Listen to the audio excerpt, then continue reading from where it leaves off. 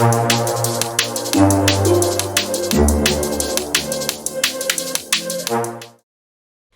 found the dress in the back of my closet last Tuesday. Pale pink silk, never worn, tag still attached. I'd bought it 6 months ago for an occasion that never came. Or rather, an occasion I wasn't invited to. My daughter Sarah got married 3 weeks ago. I wasn't there. Let me back up. My name is Margaret Wells, and I'm 68 years old. I've been a widow for 5 years, ever since my husband Robert passed from a sudden heart attack. We'd built a good life together, a comfortable home in Portland, Oregon, a modest investment portfolio, and 2 children we adored. Sarah was our firstborn, followed by her brother James 2 years later. After Robert died, I threw myself into being there for my kids. James lived in Seattle with his wife and 2 young boys, so I'd drive up every other weekend to help with the grandkids. But Sarah lived just 20 minutes away with her husband Derek. No children yet, but they were working on their careers, she always said. Derek was in real estate development and Sarah worked as a marketing consultant. I saw her almost every week. We'd meet for lunch and she'd talk about work stress, about Derek's difficult mother, about wanting to renovate their kitchen. I'd listen, offer advice when asked, and usually leave the meal with a lighter wallet. "Mom, could you cover this? My card's been weird lately." It was always something, but she was my daughter. What else would I do? Then came last November, when Sarah and Derek announced their engagement at Thanksgiving dinner. They'd been married in a small courthouse ceremony 3 years earlier for tax purposes, they'd explained, but now wanted to do it properly, with a real wedding. Sarah's eyes shone as she described her vision. A vineyard ceremony in Napa Valley, a reception for 150 guests, a live band, and flowers everywhere. "It's going to cost a fortune," Derek said, glancing at me with an expression I couldn't quite read. "You only get married once, right?" "Well, technically twice, in your case," James joked, and everyone laughed. That's when Sarah took my hand. "Mom, I know this is a lot to ask, but Dad always said he'd walk me down the aisle one day and pay for my wedding. Since he's not here," her voice caught, "would you help us make this dream come true? For Dad?" My heart cracked open. Of course I would. For Robert. For our little girl. "How much are we talking about?" I asked quietly. Derek pulled out his phone, showing me a spreadsheet. "We're looking at around $70,000 for everything we want." I felt the room tilt slightly, but I kept my face neutral. $70,000. That was a significant chunk of my savings. But I'd been careful with money since Robert died. I could do it. "I'll help. I'll cover it." Sarah threw her arms around me, crying with joy. Over her shoulder, I saw Derek smile at me, but something about that smile made me uneasy. It didn't quite reach his eyes. The planning started in December. At first, I was included in everything. Sarah would text me photos of venues, ask my opinion on color schemes, and have me taste test cake samples. I felt useful, needed, part of something beautiful. The payments started in January. First, the venue deposit, $12,000. Then the caterer, $18,000. The photographer, $6,000. The florist, $8,000. The band, $7,000. Each time, Sarah would forward me an invoice, and I'd wire the money from my savings account. Every contract was put in my name, since I was the one paying. "It's easier for taxes this way," Derek explained during one planning meeting at their house. "Trust me, I deal with contracts all day in real estate." By March, I'd paid out $53,000. I watched my savings account dwindle, but I reminded myself why I was doing this. For Sarah. For Robert's memory. For the daughter I'd raised and loved for 33 years. But then things started to change. Sarah's texts became shorter, less frequent. When I asked about dress shopping, she said she'd already gone with Derek's mother and sister. When I mentioned the invitation list, she said they were handling it. When I asked about my +1, she went quiet.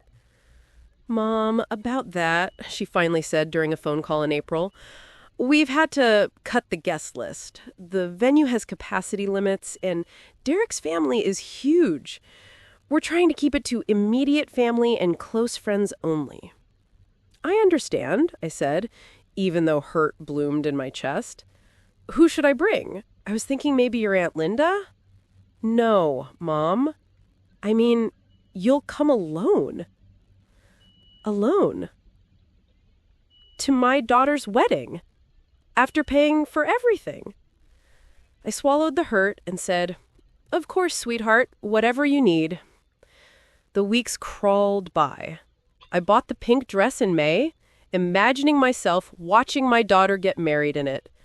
I'd wear my pearls, the ones that Robert had given me on our 20th anniversary. I'd hold my head high and be dignified, even if I was there alone. Then came June 2nd, 3 weeks before the wedding. I was weeding my garden when my phone rang. Sarah's name appeared on the screen, and I answered with my hands still dirty from soil. "Hi, honey. I was just thinking about you. I wanted to ask about the—" "Mom, I need to talk to you about something." Sarah's voice was tight, strained. "Derek and I have been discussing the wedding, and we've made a decision. We think it's best if you don't come." The garden trowel fell from my hand. "What?" I heard my own voice crack. "Sarah, what are you talking about?" "It's complicated, Mom. Derek's family is concerned about your emotional stability. After Dad died, you've been different, more fragile. We're worried you might get overwhelmed at the wedding and cause a scene. Make it about you instead of us." I stood there, frozen, dirt under my fingernails, heart hammering. "I don't understand. I've done nothing but support you. I've paid for everything. And we're grateful, Mom, really. That's why we'll pay you back eventually. But this decision is final. The wedding is adults only, immediate family only. And frankly, we need this day to be drama-free. Derek's mother thinks it's for the best, and I agree." I don't remember ending the call. I don't remember walking into my house or sitting down at my kitchen table. But I remember the feeling, like the earth had opened beneath my feet and I was falling through darkness. My daughter had uninvited me to her own wedding, the wedding I'd paid for. I sat there for hours as the afternoon sun moved across my kitchen floor. Questions circled through my mind like vultures. How long had she planned to do this? Had Derek's mother really said those things, or was that an excuse? What had I done to deserve this? But underneath the hurt, something else began to stir. Something cold and clear and sharp. I'd raised Sarah to be confident and strong, but somewhere along the way, she'd become something else. Entitled. Cruel. She'd learned to take without giving, to use people and discard them when they were no longer convenient. And I'd enabled it. Every loan I'd forgotten to collect, every meal I'd paid for without question, every time I'd swallowed my hurt feelings and told myself I was being a good mother. At 7 p.m., I made a decision. I walked to my office, Robert's old office, where I kept all our important documents, and pulled out the wedding file. Every contract, every invoice, every receipt. I spread them across the desk and began reading carefully. Derek had been right about one thing. It was easier for taxes to have everything in my name, but he'd been wrong about what that meant. Every single contract, the venue, the caterer, the florist, the photographer, the band, was signed by me, Margaret Wells. I was the client.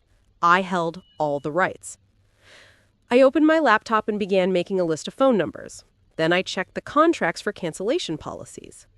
Most had clauses about cancellations with less than 30 days of notice.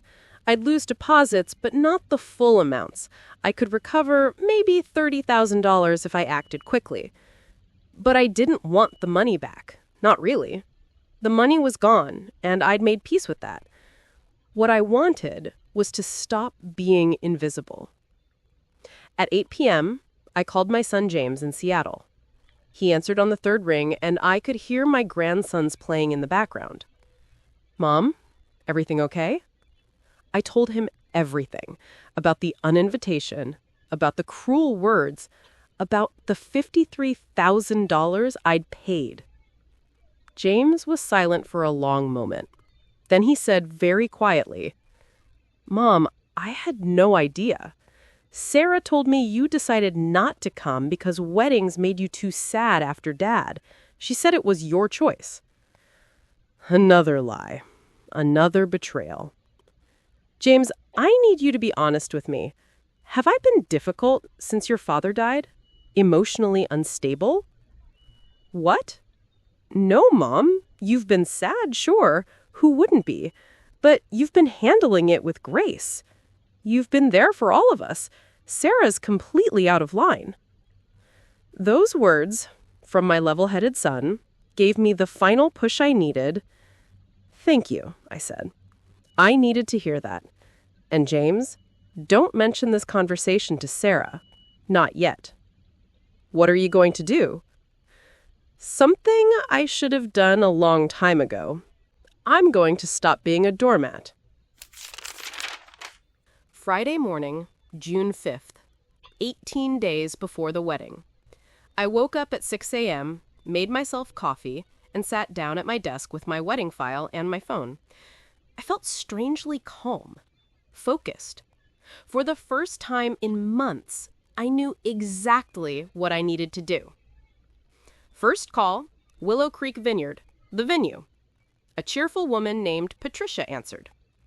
"Good morning. This is Margaret Wells. I'm the client for the Wells-Morrison wedding on June 23rd. I need to cancel the event." Patricia's cheer faltered. "Oh no. I'm so sorry to hear that. Is everything all right?" "It's a family matter," I said, keeping my voice steady. "I understand there's a cancellation policy. What are my options?" "Well, Mrs. Wells, according to your contract, cancellations with less than 30 days' notice forfeit the venue deposit, but we can refund everything else minus a 10% processing fee. That would be, let me check, $8,700 returned to you." "That's fine. Please process the cancellation immediately." "I'll need that in writing. Can you email me at—" I was already typing. Patricia@willowcreekvineyard.com. "I see it on my contract. I'll send it within the hour. Thank you for your help." Second call, Bella's Catering. Third call, Luminous Photography. Fourth call, Garden of Eden Florists. Fifth call, the Silver String Band. By 10 a.m., I'd made 8 phone calls. Every single vendor, caterer, photographer, florist, band, cake designer, rental company received the same message. The wedding was canceled. I was the client on record. I had the legal right to cancel. Some were sympathetic. Some were annoyed about the short notice. But every single one processed my cancellation request because my name was on the contracts. Not Sarah's, not Derek's, mine. The total recovery, $28,400. I'd lost about $25,000 in deposits and fees, but I didn't care. This wasn't about money anymore. It was about respect. At 11 a.m., my phone rang. Sarah's name flashed on the screen. I let it go to voicemail. She called again. And again. By noon, I had 7 missed calls from Sarah and 3 from Derek. Finally, a text message. "Mom, what did you do? The venue just called and said you canceled everything. Call me right now." I set my phone face down on the table and went to make lunch. I heated leftover soup, cut some fresh bread, and ate slowly while listening to the birds outside my window.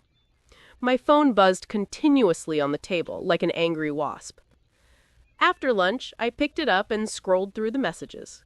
14 texts from Sarah, ranging from confused to furious. 6 from Derek, mostly variations of "we need to talk immediately." 2 from Derek's mother, whom I've never met, calling me unstable and vindictive. That last word made me laugh. Actually laugh for the first time in weeks. Vindictive, as if standing up for myself was an act of revenge rather than an act of survival. I typed a single text message to Sarah. "You uninvited me from a wedding I paid for. I've simply accepted your decision and withdrawn my financial support. I hope you and Derek can work something out. I wish you well." I blocked her number. I blocked Derek's number. I blocked his mother's number. The silence that followed was the most peaceful sound I had heard in years. The weekend passed in strange tranquility. I unplugged my landline, kept my phone off, and spent Saturday working in my garden. The roses needed pruning, the vegetable beds needed weeding, and I had been neglecting them for months while consumed with wedding planning. Funny how I'd let my own life wither while pouring everything into someone else's dream.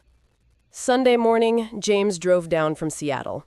I'd texted him briefly on Friday night, "It's done. I'm fine. Come visit when you can." And apparently, he'd decided that meant immediately. He showed up at my door at 9 a.m. with coffee and pastries from my favorite bakery. "Mom," he said, pulling me into a tight hug, "are you okay?" "I'm better than I've been in months," I said honestly. And I was. We sat in my kitchen and I told him everything I'd done. He listened without interrupting, his expression shifting from concern to surprise to something that looked almost like pride. "She's been calling me non-stop," he said finally. She's furious. She says you've ruined her life, that you're being petty and cruel. Derek's threatening to sue you for the money." "Let him try," I said calmly. "I have every email, every text, every conversation documented.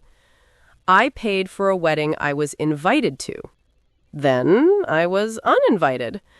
I simply withdrew my financial support for an event I was no longer welcome at. No court would side with them." James shook his head slowly. "I still can't believe she did this. I've been thinking about it all weekend and I keep coming back to the same question. When did she become this person?" I'd been asking myself the same thing. When had my compassionate little girl, the one who used to cry over injured birds, turned into someone who could discard her own mother like trash? I think she's always had it in her, the capacity for selfishness. But I enabled it. Every time she took advantage of me and I let it slide, I was teaching her that my boundaries didn't matter, that she could treat me however she wanted and I'd still be there with my wallet open and my feelings hidden. "That's not your fault, Mom." "Isn't it?" I met his eyes.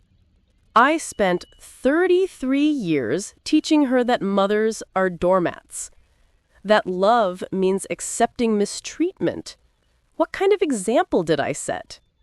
James reached across the table and took my hand.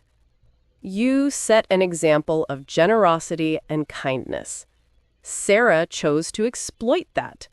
That's on her, not you." We sat in silence for a moment. Then James said, "So what happens now? Are you done with her permanently?" I'd been thinking about that question since Friday. Was I done? Could a mother ever truly be done with her child? "I don't know," I admitted. "Right now, I need space, distance, Time to figure out who I am when I'm not being used. Maybe someday Sarah will realize what she's done and genuinely apologize. Maybe she'll get help and become a better person. But I'm not holding my breath, and I'm certainly not waiting around for it to happen. And in the meantime? I'm going to live my life. I stood up and walked to my desk, pulling out a folder I'd prepared. My father and I always talked about traveling after retirement. We were going to go to Ireland. His family came from County Cork. We never made it. He died before we could go. I handed James a printed itinerary. I'm flying to Dublin on July 1st. 3 weeks in Ireland, just me. I've already booked everything. James's face broke into a genuine smile. Mom, that's amazing! And when I get back, I'm volunteering at the community center. They need someone to teach basic financial literacy to seniors, help them avoid scams, understand their investments, protect themselves from predatory family members. I said that last part with deliberate emphasis. Turns out, I'm qualified. You're more than qualified. James hugged me again. I'm proud of you, Mom. Dad would be proud of you, too.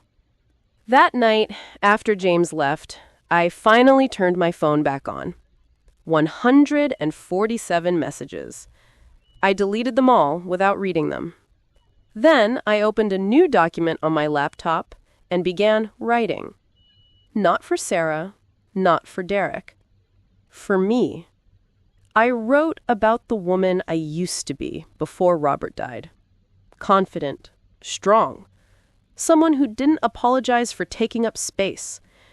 I wrote about the woman I'd become after his death, diminished, desperate to be needed, willing to accept crumbs of affection from people who should have been giving me full meals. And I wrote about the woman I was becoming now. Someone who understood that love without respect isn't love at all. It's just another form of exploitation. The pink dress still hung in my closet. On Monday morning, I drove to the boutique and returned it. Store credit, they said. I could pick out something else. Actually, I said, looking around at the racks of clothes, I'll use it today. I left the store an hour later with 3 new outfits. Comfortable, practical clothes for traveling. Nothing pink, nothing apologetic, nothing chosen to please anyone but myself. They came to my house on Tuesday evening.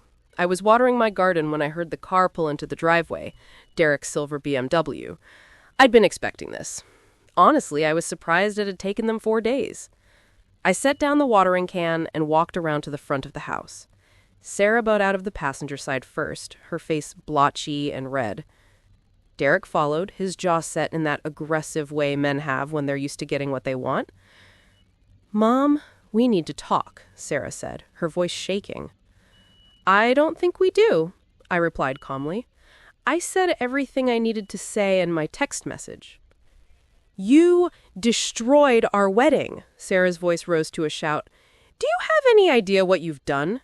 We've spent months planning this. We've sent out invitations. Derek's entire family is flying in from across the country, and you just canceled everything like it was nothing. It wasn't anything, I said quietly. It was $53,000. And more importantly, it was supposed to be a celebration of your marriage. A celebration you decided I wasn't worthy to attend. Derek stepped forward, his face hard. Margaret, let's be reasonable here. Sarah made a mistake. She was stressed and said some things she didn't mean. But you've taken this way too far. You've embarrassed us. You've made us look like fools. You've made us look like fools? I felt something cold settle in my chest. Derek, I'm not the one who uninvited my own mother from a wedding she paid for. You did that to yourselves. We were trying to protect you, Sarah said, her eyes filled with tears. You've been so fragile since Dad died. We thought a big wedding would be too much for you emotionally. Stop lying. My voice came out sharper than I had intended. If you were concerned about my emotional well-being, you would have had a conversation with me. Asked me how I was feeling, offered support. Instead, you took my money and then discarded me when I was no longer convenient. You didn't protect me, Sarah. You betrayed me. This is ridiculous, Derek said, pulling out his phone. I've spoken to my lawyer. You had no right to cancel those contracts. We can sue you for breach of... Those contracts were in my name. I was the client. I had every legal right to cancel them, and your lawyer knows it. I crossed my arms. But please, by all means, sue me. I'd love to stand up in court and explain to a judge exactly why I withdrew financial support from a wedding I was banned from attending. I'm sure that will go wonderfully for you. Derek's face flushed red. You're a vindictive, bitter old woman. Sarah was right about you. Derek, don't, Sarah started, but he ignored her. You know what your problem is, Margaret? You can't stand seeing your daughter happy. You're jealous that she has a husband and a life and a future, and you're just a lonely widow with nothing but an empty house and a dead husband's memory. The words hit like physical blows, but I didn't flinch. I'd been through worse. I'd buried the love of my life. I've raised 2 children mostly on my own while Robert worked long hours. I've survived the darkest moments of grief. Derek's cruelty was nothing compared to that. Are you finished? I asked, my voice steady. Derek opened his mouth, then closed it. I turned to Sarah. Is this really the man you want to spend your life with? Someone who speaks to your mother this way? Sarah's face crumpled. For a moment, I saw my little girl again, unsure, scared, looking for someone to tell her what to do. But then Derek put his hand on her shoulder, and her expression hardened. He's defending me, Mom. Something you've never done. That stung more than anything Derek had said.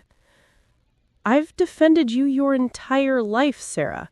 I have supported every dream, funded every venture, forgiven every mistake. But apparently that wasn't enough. You wanted a mother who would let you walk all over her without consequence. And I was that mother for a long time, but I'm not anymore. You want to know what really changed everything? I continued, my voice growing stronger.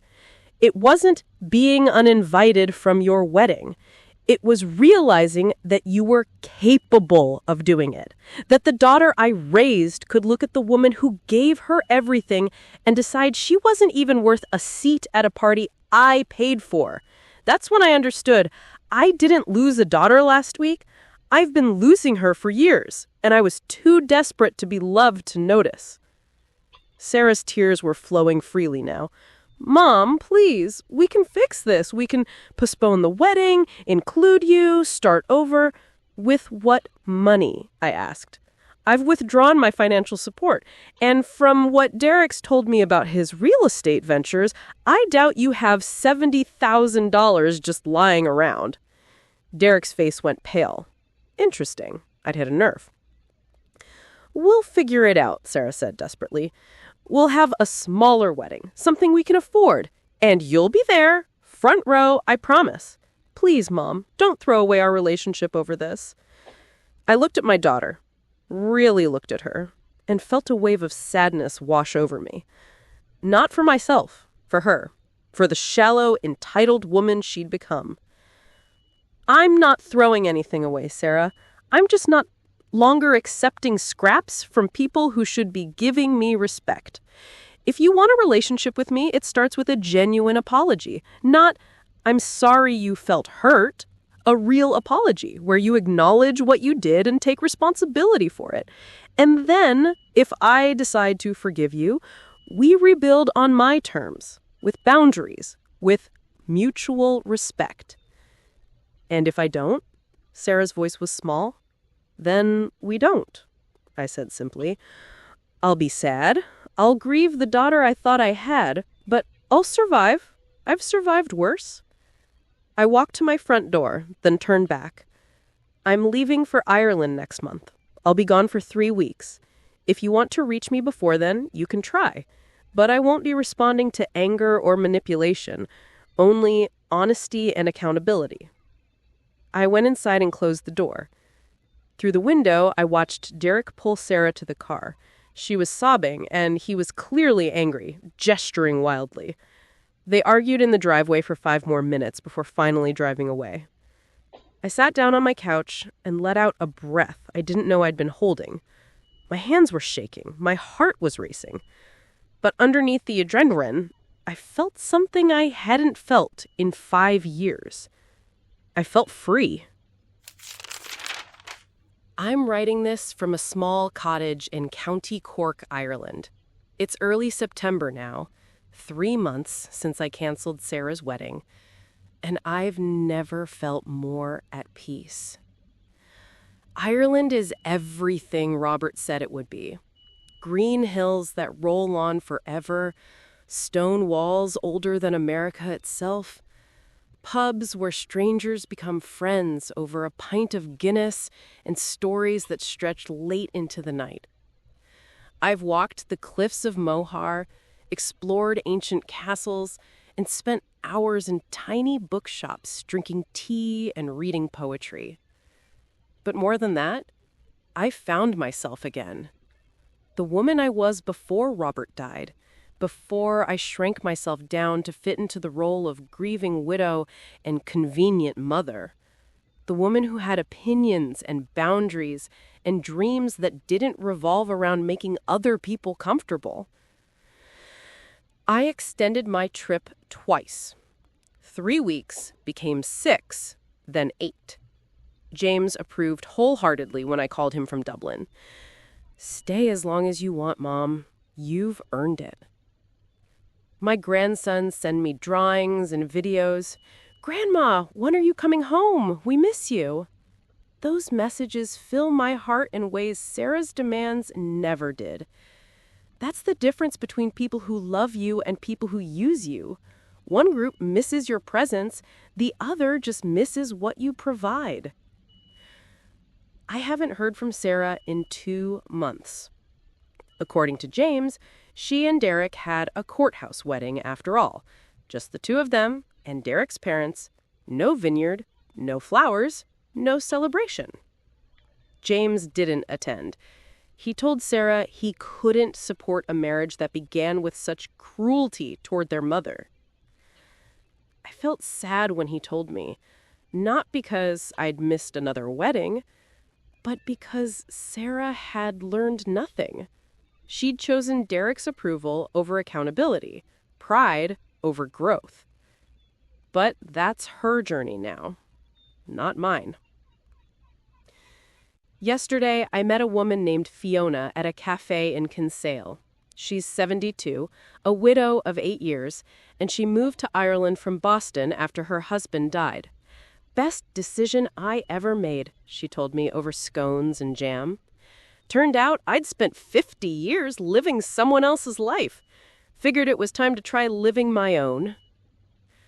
We talked for 3 hours about loss and reinvention, about children who take and children who give, about the guilt women carry when they finally choose themselves. "Here's what I learned," Fiona said, her blue eyes sharp with wisdom. "Some people will only value you when you stop being available. And some people will never value you at all, no matter what you do. The trick is knowing the difference and having the courage to walk away from the latter." I fly home to Portland next week. But I'm not the same woman that left. I've rented out my house for the winter and booked a long-term stay in a small apartment in Galway. I'm learning to paint. I've joined a book club. I've made friends who know me as Margaret, not as someone's mother or wife or ATM. Will Sarah and I ever reconcile? I honestly don't know. The door isn't locked, but she has to be the one to knock. She has to do the work of understanding what she did and why it was wrong. I can't do that work for her. What I do know is this. I spent 5 years after Robert's death believing I was half a person without him. Then I spent months letting my daughter confirm that belief. But I'm not half a person. I'm not less than because I'm alone.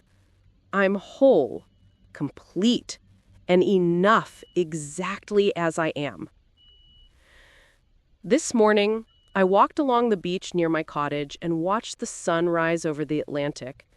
The sky turned pink and gold, and I thought about that dress, the one I never wore, the one I returned for store credit.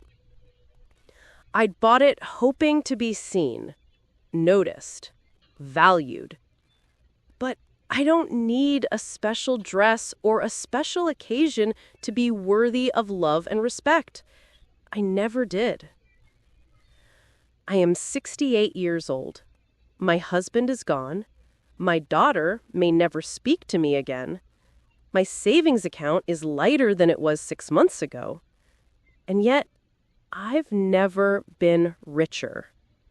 Because I finally have something I lost years ago and didn't even realize was missing.